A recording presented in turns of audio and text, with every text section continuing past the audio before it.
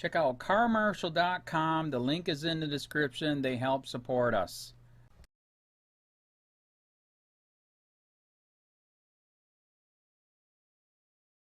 It begins, Florida police now confiscating guns from people with no due process. A Florida man has become the first person in the state to have his due process removed and his guns taken before he was determined to be mentally unfit and before he was accused of a crime. By Matt Agarist, March 18, 2018. Broward, FL. In what's being called the first gun confiscation of its kind in Florida, police have taken 4 guns and a couple hundred rounds of ammunition from a 56-year-old Lighthouse Point man. The man was not tried, had not committed a crime, and the guns were solely removed because experts deemed him a threat. The guns and ammunition have been temporarily removed from the man under the state's new risk protection law, which is also sometimes called red flag legislation, Lighthouse Point City Attorney Michael Cirillo confirmed, according to the Sun-Sentinel. "We know it's the first case of its kind in Broward County and we think it's the first one in Florida, under the new law," Cirillo said. "Up until the introduction of this law last week, there was no process for us to protect the public in this kind of situation. In Florida, prior to passing the new gun control law, people deemed psychologically unfit could be involuntarily hospitalized under what is called the Baker Act. During this involuntary admission to a hospital, the person is evaluated to determine if they are a risk to themselves or others. Only after they had been psychologically evaluated and deemed a threat could the government then move in to temporarily disarm them. Now, however, this tiny bit of due process is no longer necessary and experts can simply deem someone a threat and take their guns. Although the 56-year-old man was subsequently Baker Act-ed, his guns were taken before this happened. To illustrate the insidious nature of Florida's new bill and its rights-violating implications, prior to the new legislation, if police would have done what they did to this 56-year-old man, taken his guns with no due process, they would be fired and fined up to $5,000. It is important to note that this man was certainly acting strangely and, according to the Sun-Sentinel, he told officers he was being targeted and burglarized by the Federal Bureau of Investigation and a neighbor who lives in his building, the judge wrote in his order. He could not describe the neighbor but stated that the neighbor's shapeshift, he can change heights and I'm not sure where he comes from and to be honest, he looks like Osama bin Laden. He also turned off all of his power to the apartment he lived in. By all means, he was acting very strangely. However, he still deserved due process. It will now be up to the man to prove that he is healthy enough to ever be able to get his guns back again. To be clear, no one here is advocating for people determined to be mentally unfit to be able to possess firearms. However, they need to be determined to be mentally unfit before they lose their rights. This law was a reaction to the shooting in Parkland. However, it is important to point out that there were already laws on the books that should have stopped Nicholas Cruz from ever getting a gun. Citing Cruz as the reason for advocating the removal of due process, the anti-gun activists are claiming he should have had his guns taken, which would have prevented the tragedy. Sadly, however, they are ignoring the fact that he was accused of multiple felonies and should have never been able to purchase a gun in the first place, but law enforcement failed to act on any of it. In Florida, if a person making death threats intends for the victim to fear for her safety, specifically fearful of death or bodily harm, it is considered a credible threat under the law, which changes the crime from stalking, a first-degree misdemeanor, to aggravated stalking, a felony of the third degree. Cruz was reported at least 4 times for this very crime before he bought his AR-15 and police did nothing. Florida's law also mirrors another due process removing law that was recently used in Washington state to remove a man's guns. As TFTP reported earlier this month, there is a law on the books known as the Extreme Risk Protection Order or ERPO, which went into effect in June of 2017. This law is used when a person is considered an extreme threat as reported by police and family members. An ERPO must be approved by a judge, and only after this person is proven to be a danger to themselves or others can police move in to confiscate their weapons. We now have to go to someone's house and knock on the door and say, "We're from the government. Can we have your guns?" Seattle Police Sergeant Eric Piskinski told Kiro Radio's Dave Ross. That can get very dangerous. While touted as a necessary tool for police, an ERPO and Florida's new law both remove due process, as the person who is accused of being mentally unstable does not have to be present and gets no chance of facing their accuser.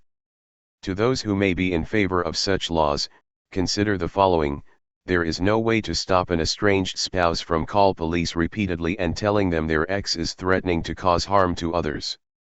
While the man in Florida had his guns taken for being psychologically unfit, the man in Seattle simply open carried a pistol and looked out of windows, and his guns were taken because his neighbors thought it was strange. Anyone, anytime, now has the ability to claim someone else is a threat and have police take their guns.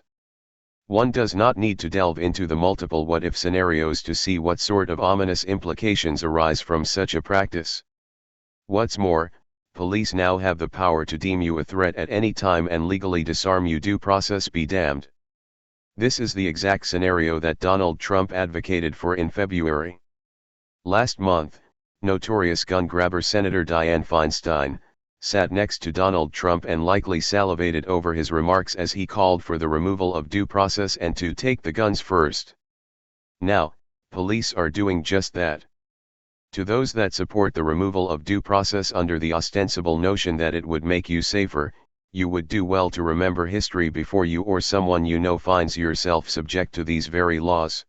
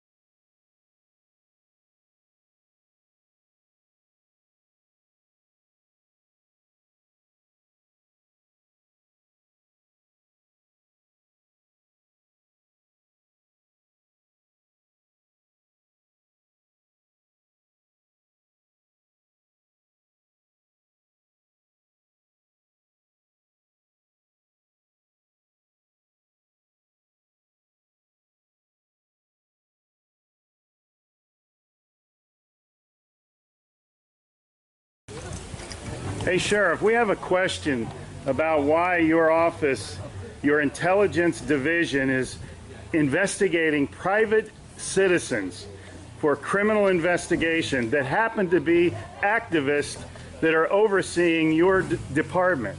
Why would you have your intelligence division investigate private citizens? We have done...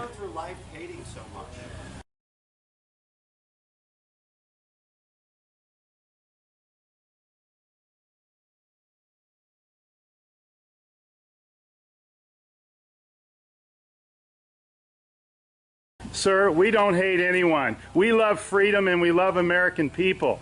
And government is out of control. That's why you're seeing such a revolt nationwide. Why can't you just answer, why is Susan Edwards, your intelligence division, investigating private citizens? This should not happen. Are you here to apply for a job?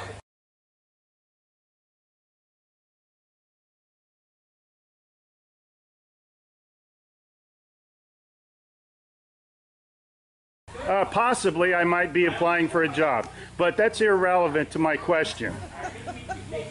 Why would you ask that question? Well, enjoy the fair. Okay. Excuse me. Excuse you? Excuse me, sir. So those of you that haven't Wow. been on a bike before, we're Sheriff's just getting a little too pushy. is You the work hard for part. us, Sheriff. And Just keep keeping that in mind.